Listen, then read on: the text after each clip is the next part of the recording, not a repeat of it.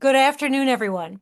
As folks continue to connect, I want to thank you for joining us for another timely emergency briefing on Iran and the latest news out of the Middle East. I'm Kathy Manning. I'm the board chair of Democratic Majority for Israel. Since Israel launched preemptive strikes against Iran and in the wake of U.S. strikes on Iran's nuclear facilities over the weekend, DMFI has been hard at work. We have sent briefing materials and talking points to Democrats on Capitol Hill, spoken to the press, and lifted up our Democratic allies on social media, conveying the vital message that Israel has a right to defend itself and that ending the Iranian nuclear program unequivocally makes the world a safer place. Thankfully, DMFI's new president and CEO, Brian Romick, a 28-year veteran of Capitol Hill, is just the person to lead this charge. You'll hear more from Brian as he moderates today's discussion. Before we get started, a reminder to please consider following us on social media. We are on X, Facebook, Instagram, Threads, LinkedIn, and now on Blue Sky. You can sign up for our news and updates on our website, dmfi.org. If you want to ask a question, please submit it through the Q&A feature on your Zoom interface. If you're watching on social media, feel free to leave a question in the comments section. Now, I am so pleased to introduce our distinguished speakers for today. Amos Hochstein is a national and economic security expert and an acclaimed diplomat with 14 years of experience in the White House and the State Department. He most recently served as Deputy Assistant and Senior Advisor to President Biden at the White House, where he led critical diplomatic efforts to strengthen international energy cooperation and security. In 2022, Amos was instrumental in brokering a maritime border agreement between Israel and Lebanon, and he played a pivotal role in negotiating a ceasefire between Israel and Hezbollah in 2024. Among his many accomplishments, I had the privilege of attending several classified briefings with Amos when I was in Congress, and he is brilliant and deeply knowledgeable about many of the issues that are of importance to us today. Major General Amos Yadlin is president and founder of Mind Israel, an action-oriented nonprofit consulting group advising the Israeli establishment on national security issues. He served as the head of Israel's defense intelligence, former deputy commander of Israel's Air Force, and IDF defense attaché in Washington, D.C. As a fighter pilot, he participated in the 1981 Israeli airstrike that destroyed Iraq's nuclear reactor. And in 2007, as head of the IDF intelligence, he played a key role in the operation to eliminate Syria's nuclear reactor. His personal experience makes his insights into what has gone on over the past week particularly relevant. Dana Stroul, who will be joining us shortly, served from 2021 to 2023 as Deputy Assistant Secretary of Defense for the Middle East, the Pentagon's top civilian official with responsibility for the Middle East. She led the development and execution of U.S. defense policy in the region during an especially turbulent period that included the Israel-Hamas war, accelerating integrated air and maritime defense, and addressing Iran's destabilizing activities. She now serves as the Director of Research and the Shelley and Michael Casson Senior Fellow at the Washington Institute for Near East Policy. Amos Hochstein, why don't we let you go first? If you'll start us off with your analysis of events of the last few days and where things stand today. And then we'll go to General Yadlin for the view from Israel. Then DMFI President and CEO Brian Romick will moderate the Q&A until Dana Stroul is able to join us. Over to you, Amos Hochstein. Thank you, Kathy, and it's good to be with you, and it's good to share this Zoom stage with General Yadlin, an old friend, and of course glad that to see Dana, a former colleague and great analyst of the Middle East. I'm going to let General Yadlin and Dana be more of the analysts. That is what they do. And I'd like to take this from a perspective of this organization is Democratic Majority for Israel, which is Democrats, part of how to be Democrats and pro-Israel and supporting a stable, safe, and prosperous Middle East. And so I want to take the perspective of what happened over the last week and a half and take maybe the aperture and broaden the aperture a little bit about what has happened and where we are. This is not a isolated moment in time here. So let's start from the bottom line. The bottom line is that this was an extraordinarily successful operation by Israel, which also took hits and both loss of lives and infrastructure in Israel. But if you look at the goals, significant part of their goals were achieved. The United States, of course, taking an extraordinary step, and time will tell how successful the military strike was from an analytic perspective of what was taken out and what remained. But I think part of the success here, as where we sit today, is that there was a military operation and it ended. And it ended with a ceasefire that was brokered by the United States. And I think that is part of the success. Let me take a step back. The United States has taken a position over many presidents of both parties that Iran cannot have nuclear weapons. All efforts have always been to both Republican and Democratic administrations to try to do that through a diplomatic means with a military deterrence that has always been on the table and every president has said is on the table. I'm going to fast forward. In the Biden administration, Donald Trump, as president in his first term, got out of the JCPOA, which we believed was working. President Biden did not go back into the JCPOA as some had thought he would do right away. And part of that was because Iran, and we were at the table with the Iranians, sort of. The Iranians always refused to have direct negotiations, wanted to have proximity negotiations, always having an intermediate.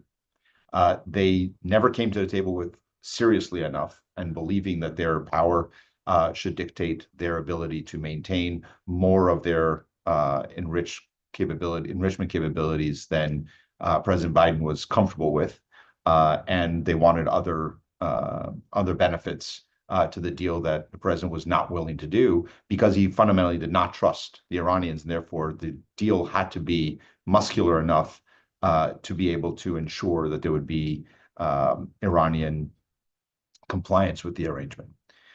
October 7 onward, President Biden took the decision to support Israel with whatever they needed to both retaliate against Hamas's attack and to defend Israel from its enemies on multiple fronts at the time. Hezbollah, backed by Iran, Hamas, which was increasingly backed by Iran, and Iran itself. And I think the direct linkage to what has happened over the last week and a half starts last April, when the Iranians grossly overreact to a minor Israeli attack in Syria and launch 100 ballistic missiles at Israel, plus 200 or so UAVs. President Biden took the decision to defend Israel and through our military and Defense Department to coordinate a coalition response led by the United States to support Israel against an unprecedented attack with an unprecedented defense, which was a remarkable success of the close cooperation between Israel and the United States with other regional partners and European partners to make sure that that defense was successful. That is the opening position of this war that we've just witnessed. Iran attacked Israel from its soil to Israel's soil with a missile attack. That is what begins this war. In October, they tried it again. The defense again was there by the United States during the Biden administration. And throughout that time, cooperation was as strong as can be. We didn't always agree. Everybody knows we didn't always agree with the Israeli government on every tactic. But on the broad strokes, there was an agreement that Iran cannot be allowed to continue its proxy wars and gain more momentum in their nuclear capability. And so as we come into where we are today, the Trump administration, was trying to get a deal with Iran. But just like in the Biden administration, the Iranians refused to come to the table with something that was a serious negotiation. And ultimately, I don't know what the intelligence was, whether there was additional intelligence that suggested an imminent attack or an imminent decision to go to a nuclear. I don't know that. That is for others who were in the room viewing that. But a decision was made by Israel to take this strike. And I think that there was room to achieve this goal through diplomacy. I think that clearly was not the route that was taken. And the United States took the step to strike. Now, I think what we have to make sure is that we understand where we are, what was the result of this strike, because it's not just that we have a ceasefire. If reports are true, and there are Israeli sources that are, and I'm sure General Yadlin will talk about it, that there's significant amount of enriched uranium that is still that has survived, and some facilities that still have capability, then despite the fact that this was a successful military action and successfully ended with a ceasefire, we now need to make sure we still need an agreement so that we don't simply restart the clock for Iran to continue to do what it's been doing before, which is to reestablish a program and perhaps with more measures of defensive measures. So even though this was not solved diplomatically, we still need diplomacy now to translate military gains into diplomatic gains and to ensure that we don't simply see another restart of the program, especially if this time without any inspections and without cooperation with the IAEA, with international bodies that are there to make sure that happens. So again, I think that Israel normally needs the United States support, not just militarily, but it needs the United States to be able to close events, to make sure that military operations, when successful, are ended. And I think President Trump did that yesterday with the announcement of the ceasefire. But I think we shouldn't just say this is now over and we walk away. We have to now make sure that there are international guardrails in place that are verifiable and that Iran can, should, and will be compliant with, so that we don't simply restart the clock backwards. So I think that's where we are today. I think, Kathy, for Democrats, I think that this is a moment to say Israel's an ally of the United States. Sometimes we agree, sometimes we disagree. Some of us agree more, some of us agree with them less. But at the end of the day, this is an ally of the United States, and we are committed to the security of Israel. That was true in the Biden administration. It needs to be true during the Trump administration. And we have to make sure it is also true in 2029, whoever the next president is. This is something that has to be enduring. And to do that, we have to have an honest, open, and productive dialogue with Israel to make sure that we're on the same page. And we need to make sure that conflicts don't last forever. And if we look at Gaza and other examples, Afghanistan, Iraq, when you enter conflicts that do not have an end and a goal, then they tend to go on forever. So I'm glad that this operation was successful, but I'm also glad that it came to a close of the ceasefire. That I hope is now we put all the pressure to make sure that there is an agreement in place to make sure we don't go backwards. Thank you very much. And General Yadlin, over to you to tell us what you, from your perspective, what has happened, what you see we ought to be looking for in the future.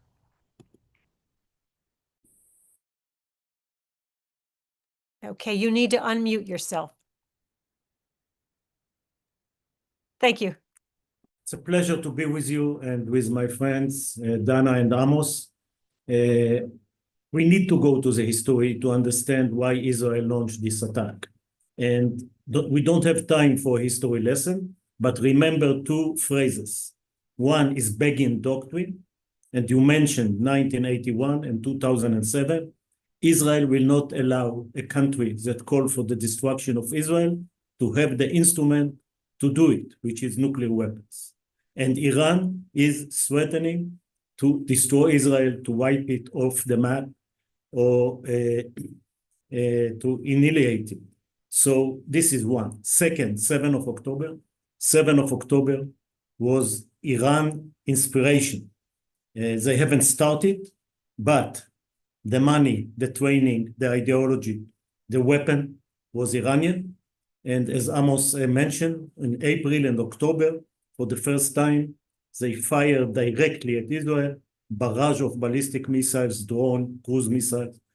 And the two of them brought the government of Israel to decide that this is the time. Why it was urgent now? because there was first signs that intelligence information, that Iran is now reigniting the weaponization activities. These activities were done, by the way, in 1998, and they were stopped in 2003 when America invaded Iraq, and they heard Bush 43 saying, I'm going to deal with the axis of evil, Iraq, Iran, North Korea, and they stopped weaponization. But they always wanted to keep these weaponization groups as a university expert, scientist, and what we saw in the last year, that these groups were starting to work towards weaponization. The IAEA came for the first time and says that Iran is in non-compliance, and some sites with trace of activities that are not allowed. Iran didn't give the right explanation. The 60-day of the deadline of President Trump were over, and Israel decided to attack. The government put forward four objectives to damage to the maximum possible the nuclear program of Iran. And this is not one reactor like the Iraqi or the Syrian. It's about 20 targets, and they are dispersed, they are well fortified under the ground, in bunkers, in tunnels, and this should be rolled back as much as possible. Then the ballistic missile array, they had until in the beginning of the struggle, of the war, close to 3,000 ballistic missiles, which is a huge amount of ballistic missiles. And the plan was to produce another 6,000 in the coming 2 years. So this, they can destroy Israel. They don't need a nuclear bomb. They can do it with ballistic missiles. And the third objective was to remove the ring of fire around Israel. That basically was done before we went to Iran, Hamas, Hezbollah, Syria. And the last one, finally, the government of Israel decided that after the kinetic attack, there is a political stage, and they want to say, we want to create conditions for a deal that really will block the Iranian going forward. And we are in this stage. What Israel achieved militarily is amazing. It's beyond my dreams, and I have been in the Air Force, I have been in the intelligence. To think that Israel can destroy in 12 days the air defense of Iran, pave the way to Tehran, air superiority, attacking all the sites, all the nuclear sites, the scientists, the organization, but for those that we don't have any Air Force munitions that can do it, destroying 200 or more launchers of ballistic missiles, 1,500 to 2,000 kilometers from Israel. I remind you that the US Air Force was unable to destroy even one launcher in 1991.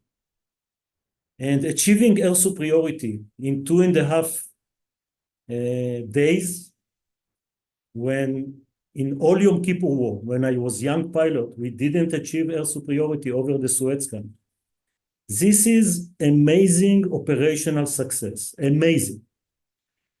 However, it is, we need to see where we are going from here, because the ceasefire was in a way imposed on Israel by the President Trump. And the most important issue is how we take this achievement into a good deal with Iran. A good deal with Iran. A good deal have to correct the loopholes of 2015 JCPOA, which are basically three. Sunset, that allow Iran to have unlimited nuclear program. Military dimension of the program were not treated. It was basically at that time dealt only with the enrichment, and inspection was not everywhere, every time. And what we need now is to have a better agreement, hopefully that the military success will bring the Iranians with less weaker to the negotiation, and will bring Mr. Witkoff much stronger to the negotiation. What should be applied in the negotiation is the golden standard. The golden standard is the American Atomic Agency article that any countries that want a nuclear reactor for power, for electrical power, will get the enriched uranium from the outside and will ship out when it's become plutonium. And this is the two sources of atomic bomb outside. This is exactly what's happening as we speak on the UAE. They bought South Korean reactors, and they are up to the golden standard. By the way, even Iran on the nuclear reactor in Bushehr, getting the enrichment, the enriched uranium from Russia, and the plutonium go back to Russia. So this should be the role with Iran in the future. We have to include that time the ballistic missiles into the deal, and the terror and the proxy were basically destroyed. It's not an issue as it used to be. And pay attention, Hezbollah haven't intervened in the war. The Shia militia in Iraq haven't intervened, even the Houthis. So all the proxies of Iran is now weakened. So what we need is an understanding with the administration. And this was not, unfortunately, done in the past with both administrations, Democratic and Republican.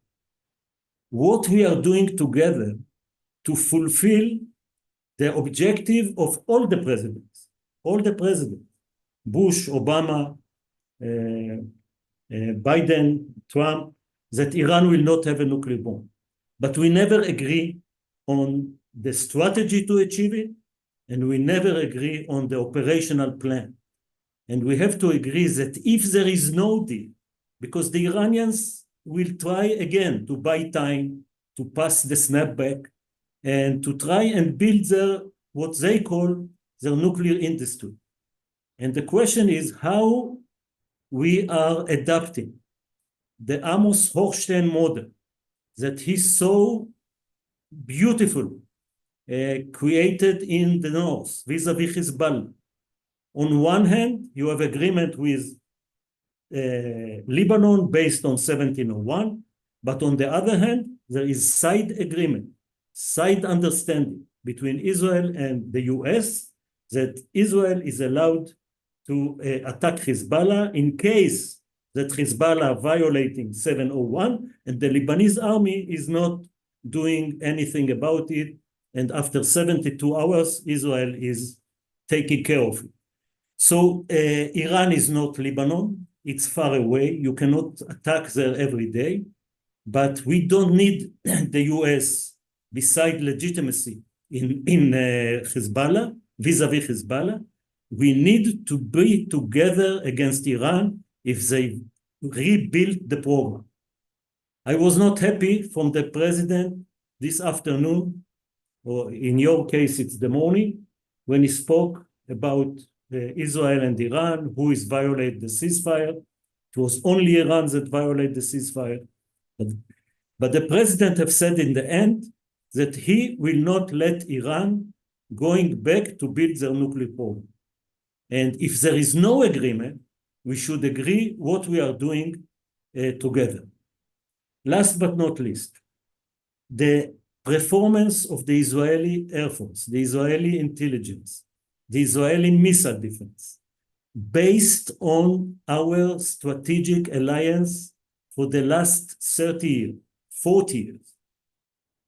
Democratic and Republican administration created this alliance, and the QME of Israel, the MOU, which is the military assistance, the fact that Israel was moved to CENTCOM, and we plan together, and we act together, and we defend Israel together.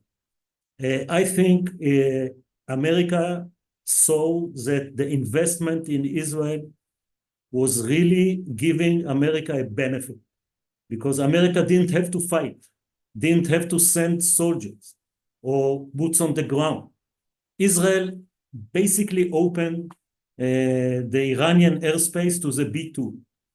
And America did what Israel cannot do, and together we won this operational campaign, war, whatever you call it. But we need now together to go and do the strategic political victory of this military victory, and this is ahead of us. Last but not least, America position itself stronger on the global stage. If we speak about great power competition, America proved that it's a friend of its allies. It is willing to work with its allies. Where were the Russians in Ukraine? Where were the Chinese in Taiwan? Chinese cannot project military power to the Middle East. On the contrary, they want to end this war because the Chinese were the ones to suffer if it become a global Middle East conflict. So I think as democratic for majority for Israel, you can even explain to your progressives that investing in Israel is good for America. Thank you. Dana, delighted to see you. Sorry I didn't see you earlier. I'm going to turn it over to you to moderate the discussion, and we've got a lot of great questions in the queue. So over to you. Thank you. Okay. Sorry, I'm just let me start out by just asking perhaps Amos Hochstein, if you wanted to, if you could opine a bit on former Secretary of State Blinken, talked about one of the risks of U.S. military action in Iran has been this concern that it would compel the leaders of the Iranian regime to rush for a nuclear weapon. And so I'm wondering if you can opine on, given that both the Israeli strikes and the U.S. strikes, the regime in Tehran is still intact. How do you see the way forward in terms of diplomacy? What needs to happen now? Well, look, this was never supposed to be about regime change, and I'm glad that it wasn't. We have a terrible track record in regime change. One of my biggest disagreements with Prime Minister Netanyahu is that he often advocates for regime change around the world in different countries. They never turn out well. And since World War II, I can't think of an example where that works out the way you want it to. And a regime change is never just a handoff of the keys. There's no opposition in Iran that is even prepared to do it. It's more likely a disintegration of a regime that then we end up with Iraq or Libya or other examples of things that are bigger headaches than they were before. So I think that what I said before, I don't know what the intelligence was that required the operation to be today, and I'm not trying to second guess it because I don't have that information, and it's already happened.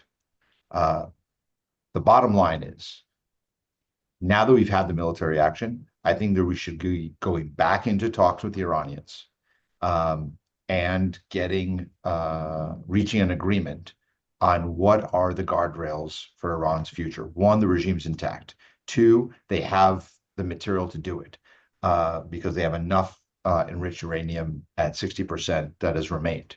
The damage was big, but not devastating. Third, we have to make that you can't force someone to unknow something they know.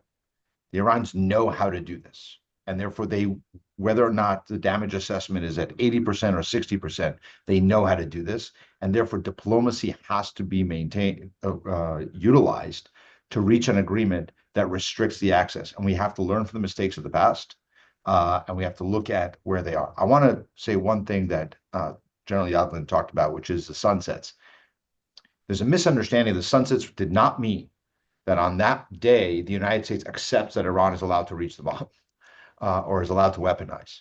It means that the agreement expires, and then either we put maximum pressure back on or we seek to extend that agreement, because it was not a license to somehow someday reach that. And I think that, to answer your question very directly, we need to have as much attention to the diplomacy side as we did to the conflict side. And so we've had the 12 days of conflict now. We have to get back to the negotiating table, and we should do it as quickly as possible. Thanks so much for that. So I'm actually going to give just a few very short reflections myself and then turn it over to Brian Romick to moderate. First of all, just for the listeners here, I want to emphasize or re-emphasize something we heard from General Yadlin, which I think is really important. The degree of cooperation and what we just saw in both the Israeli military and the U.S. military strikes against Iran's nuclear program over the past 2 weeks in the United States this weekend are not the product of a few weeks of planning, and certainly not the outcome of 6 months this year of cooperation. This is the manifestation of multiple administrations, years of bipartisan support for not only a strong U.S.-Israel relationship, but for Israel's ability to defend itself by itself. So, for example, the commitment to upholding Israel's qualitative military edge, making sure that it has the best military equipment in the region, both from a qualitative and quantitative perspective, is because of bipartisan U.S. support and executive branches for many administrations to ensure that Israel has that kind of equipment. Same thing with security assistance. Same thing with the air defense that Israel is using now. Even though a lot of this is Israeli technology, Israel would not be in the position it is without U.S. support, U.S. missile defense funding, and that is a product of bipartisan support in Washington, D.C. I also want to footstep something General Yadlin said about Israel coming into U.S. CENTCOM, so the military operational headquarters for the Middle East.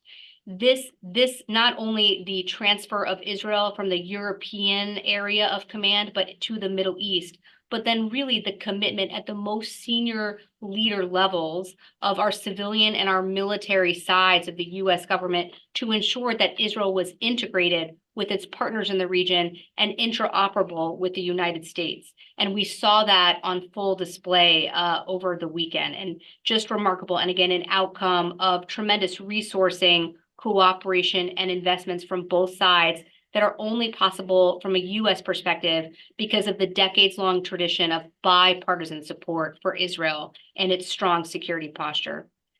Number two is what we saw from a U.S. perspective over the weekend, I think, is a remarkable shift in how the U.S. has used the military instrument in the Middle East. So since October 7th, the United States, under the direction of President Biden, significantly increased military posture in the Middle East to, one, support Israel's ability to defend itself, two, to defend and protect U.S. forces from Iran and Iran-backed attacks, and number three, to prevent the conflict which we have seen across the Middle East since October 7th from escalating even further. President Trump, in the first several months of his administration, increased the military posture even more. We saw him experiment with using military force in Yemen and agree to a ceasefire in that case that was favorable to the U.S. military, but did not prioritize Israel's security, since the Houthis have still been able to fire ballistic missiles at Israel. Generally speaking, though, from a Washington perspective, in thinking through uses of military force against the constellation of Iran's threats, the reasons to not strike in Iran were, one, that striking in Iran would actually cause the leadership of the regime in Tehran to rush for a nuclear weapon. Two was the threat of what the destructiveness of an Iranian retaliatory strikes could look like because of Iran's vast ballistic missile, cruise missile, and drone arsenal. And number three, Iran's network of terrorists and proxies across the region. But the strategic environment has changed since October 7th. Israel has done, with the support of the US, tremendous work to dismantle most of the legs of Iran's threat network. And Israel, together with the United States, and last April, and Amos Hochstein spoke about this, tremendous demonstration of US military coordination and political leadership in a multilateral air defense coalition. So what Israel and the United States have done together for almost 2 years now is lower the fear barrier and the risk calculation when it comes to confronting Iranian threats. And here's where we get to this weekend, where we have, for so many presidential administrations, said if diplomacy is not an option or not viable for constraining and rolling back Iran's nuclear ambitions, military options have to remain on the table. And that's what we saw over the weekend in a decisive shift from Washington. Going forward now, I think, given the fact that the fear barrier is lowered, we have seen that Iran can be attacked inside its country, and not as of yet, there hasn't been complete regional escalation in a World War III total mobilization of countries across the Middle East war context. The question is, with the military achievements we've seen thus far, and Amos H was talking about this, how do we translate those battlefield successes into political outcomes? What comes next? The reality of the situation we face today is that Iran still has some capability. We don't know the location of its enriched uranium stockpile. We know that it is still capable of launching drones and missiles because the Iran already violated the ceasefire within the first hour of the ceasefire with a ballistic missile attack. And the regime is still there. And what we don't know in terms of diplomacy is this a regime that's ready to make meaningful concessions with respect to its nuclear program, or it's going to double down and want to retain that capability to pursue a nuclear weapon at a future time in place of its choosing. So what's needed now, I think, is both leadership and vision from Israel in terms of utilizing and buying down risk from the tremendous battlefield achievements and translating that into political outcomes. I think there's an opportunity for Prime Minister Netanyahu to think through winding down in Gaza, actually beginning to initiate conversations on a day after in Gaza, lean into the possibility that normalization with Saudi Arabia is still not off the table. And the path to Israel's long-term enduring security is more integration and more normalization. What is remarkable about where we are today is that the Abraham Accords agreements between Israel, the United Arab Emirates, Bahrain, and Morocco still hold. The peace treaties with Egypt and Jordan still hold. So there is the strategic architecture still in place for Israel to advance its priorities in the Middle East as part of an integration into the Arab fold. And I think the other clear signal from what just happened in the past 24 hours is U.S. leadership remains indispensable. The ceasefire that President Trump announced could only have been announced by Washington, not by Moscow, not by Beijing, not by Doha.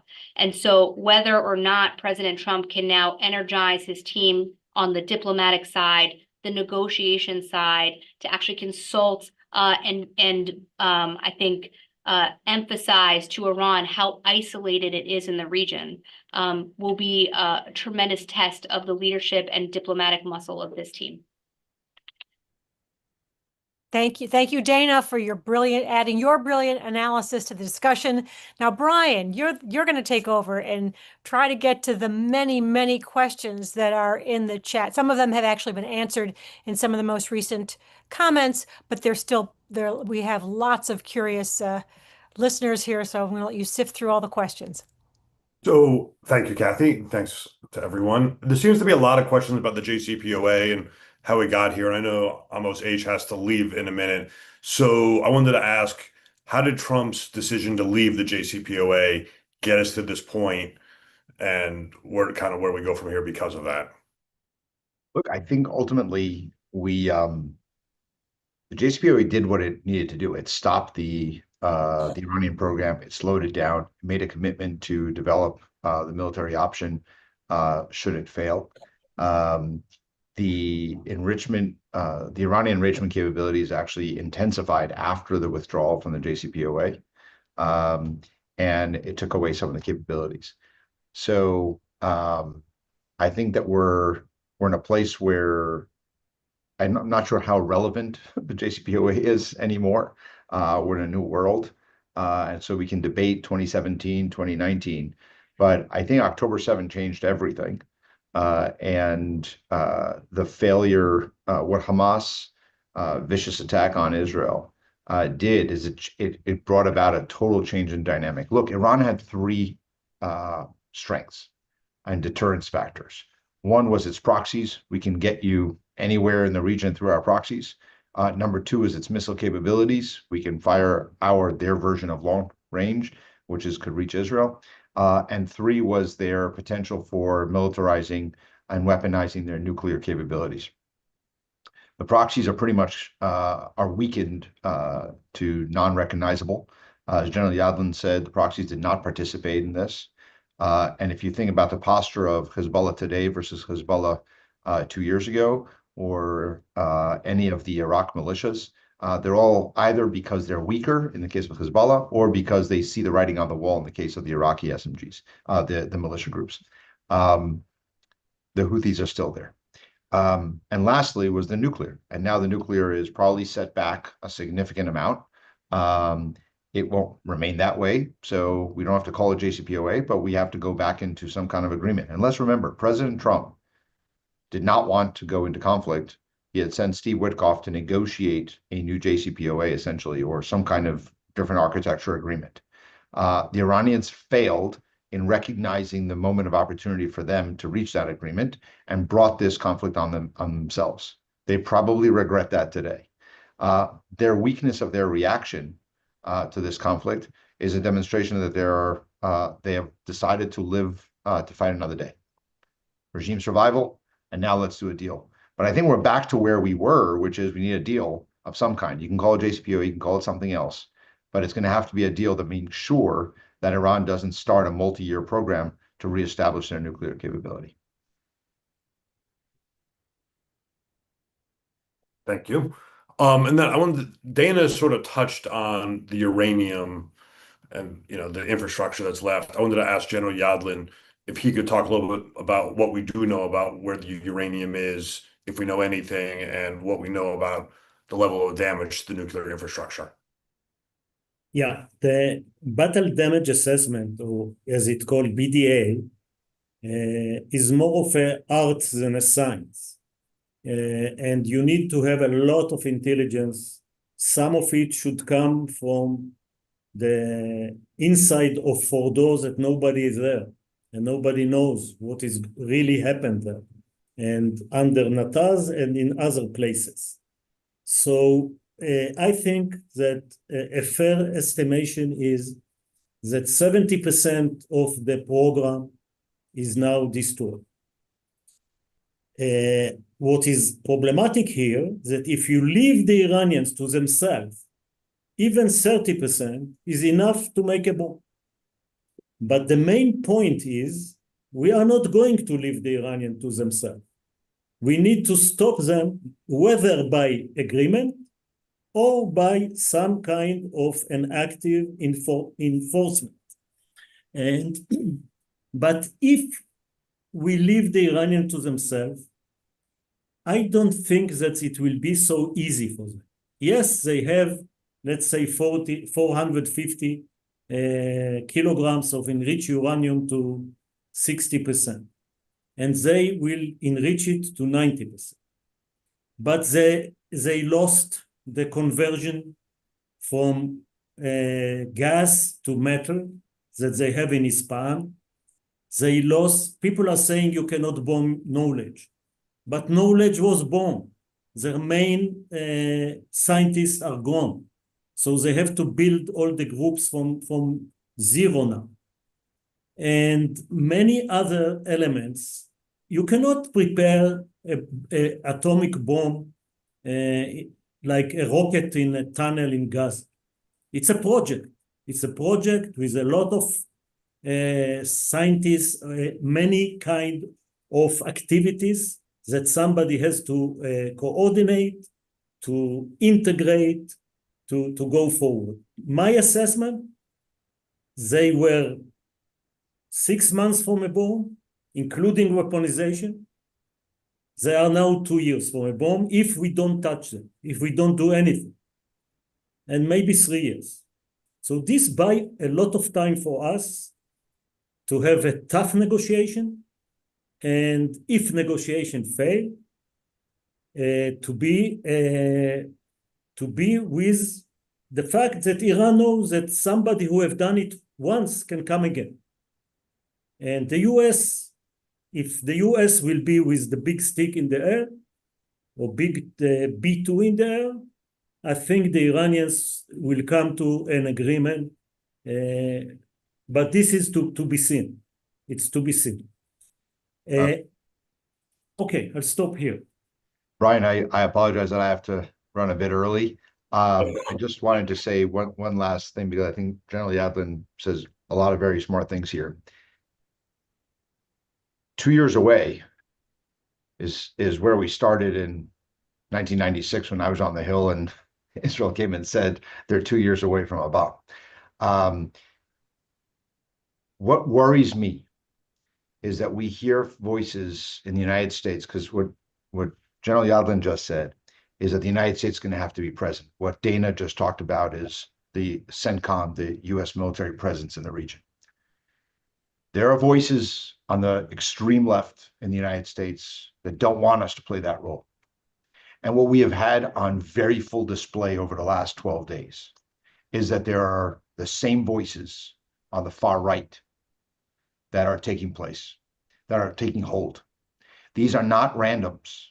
These are people with enormous amount of following in the United States.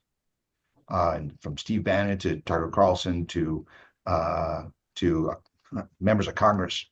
That is the real threat for Israel, are those two extremes, because the United States, if those are allowed to grow, so getting into the United States getting too far into Middle East crises is going to strengthen those voices on the two extremes to stay away. We, the United States, the people in America need to know that. Israel also has to recognize that this is a different era in the United States politically, and we need to stand guard there.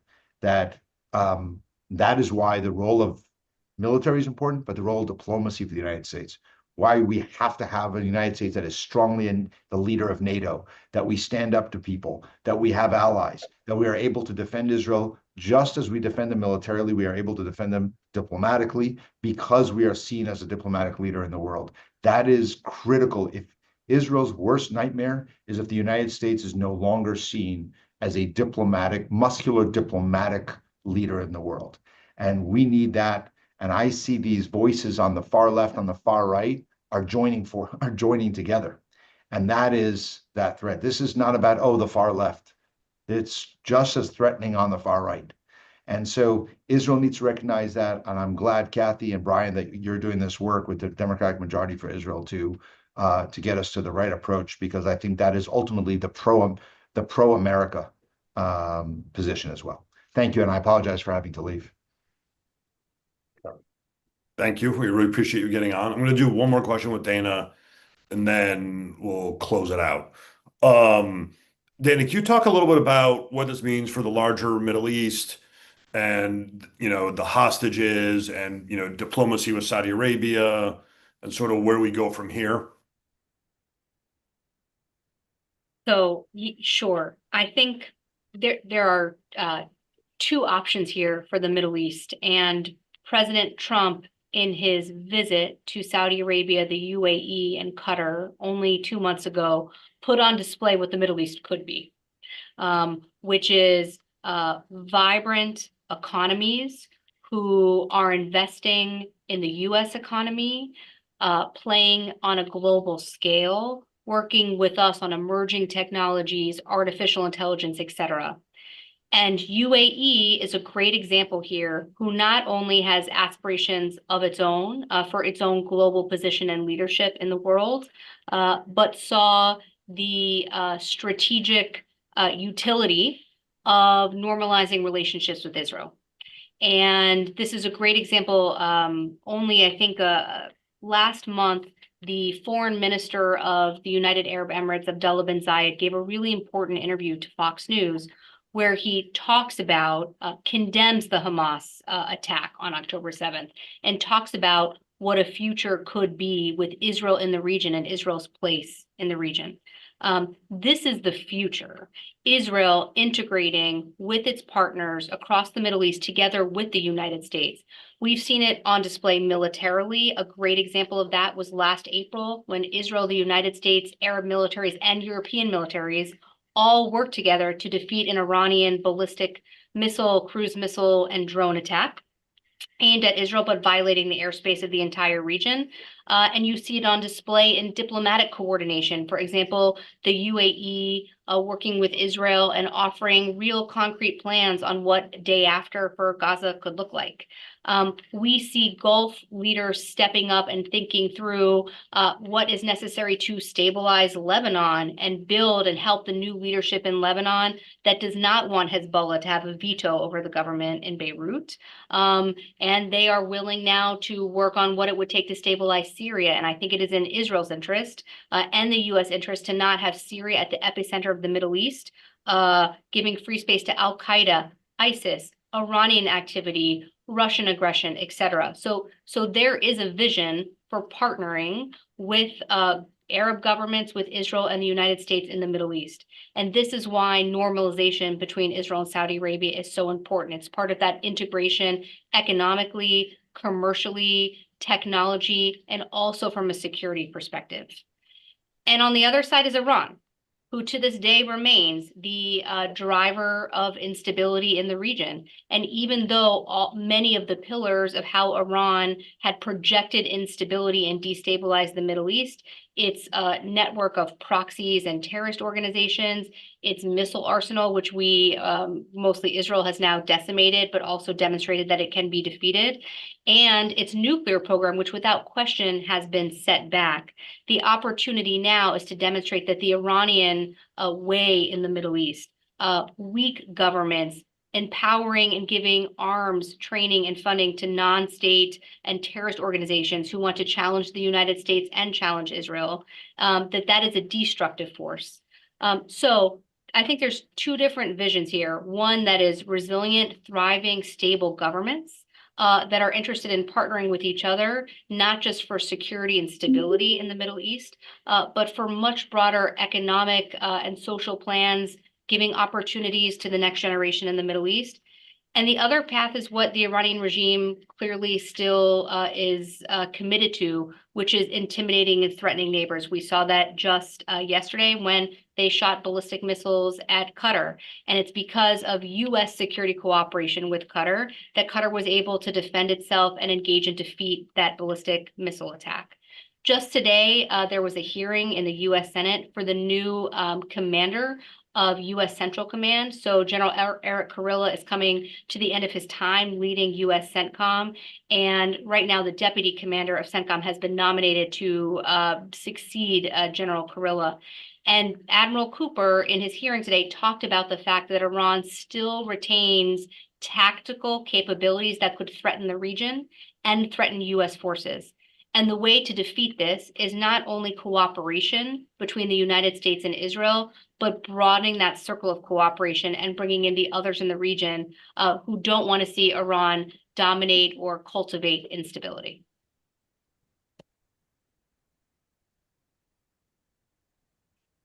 Thank you, Dana. We appreciate it.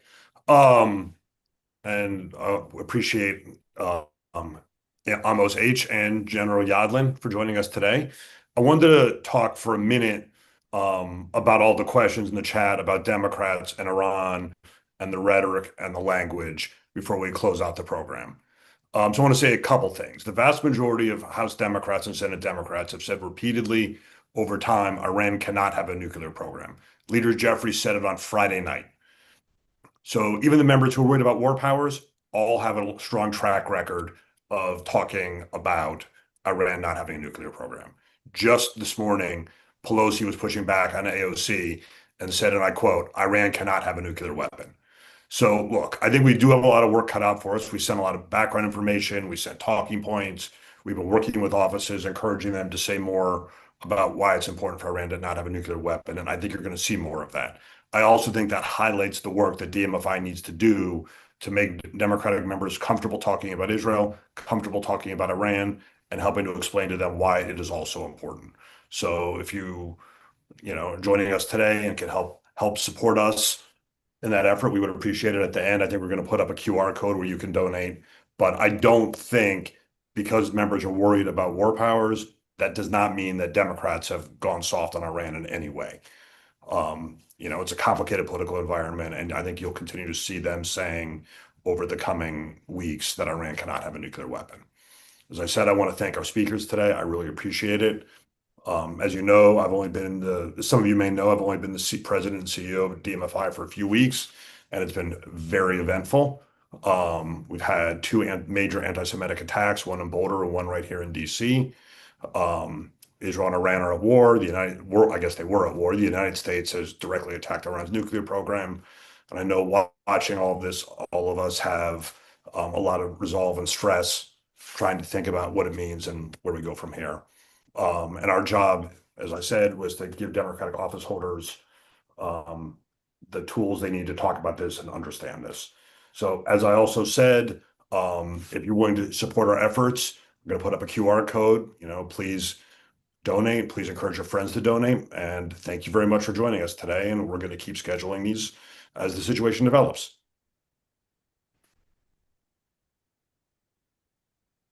Thanks, everybody.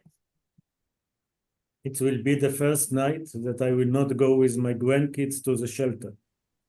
So wish me a good night. We wish you a good and